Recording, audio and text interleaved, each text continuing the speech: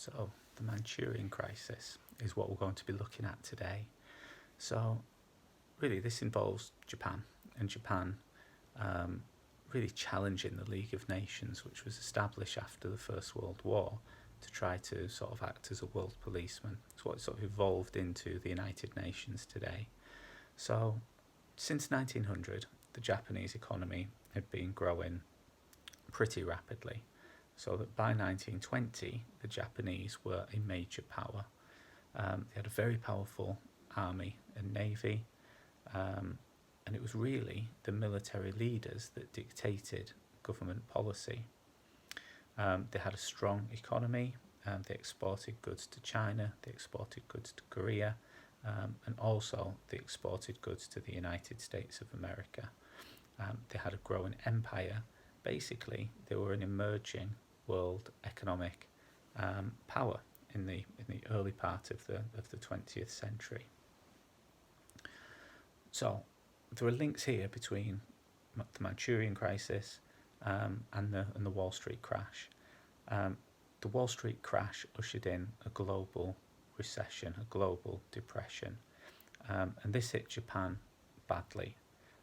China and the United States were major trading powers. Both of them put up barriers. In other words, they put tariffs, they put taxes on Japanese products which were entering the US or Chinese markets. This meant that Japanese goods became more expensive, and they didn't sell as many to the United States. So there was no trade. There was therefore a shortage of food to help feed its people. The solution that the Japanese army came up with was to try to create an empire, to try to produce more food by force. So Manchuria, as we've seen on the map, belonged to China. The Japanese army also already controlled the South Manchurian Railway.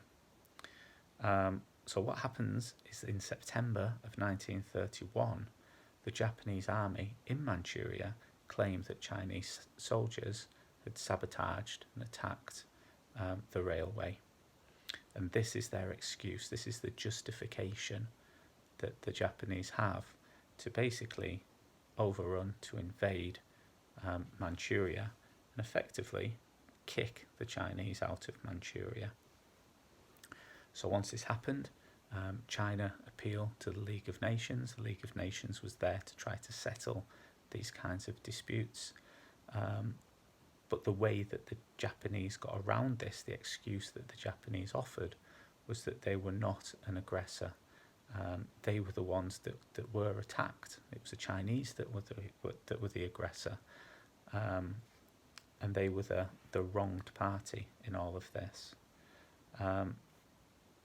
So it was all about self-defense for the Japanese. The League of Nations sent officials, but they went by boat, and basically they tried to delay reaching a decision for as long as they possibly could. Part of the reason for this is the United States were not a member of the League of Nations. The two most powerful members of the League of Nations were Britain and France. And Britain and France were also feeling the effects of the Wall Street crash. They were also caught up in this global depression, and they didn't want to pick a fight with a powerful country like Japan.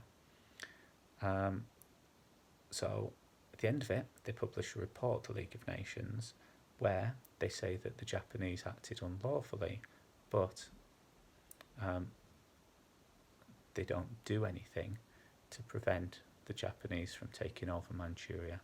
It was a sign of the League of Nations' weakness, and other dictators were watching this, most notably Mussolini in Italy, and also, although he wasn't in power at this point, Adolf Hitler in Germany. And the impressions that they were forming of the League of Nations was not a particularly favourable one.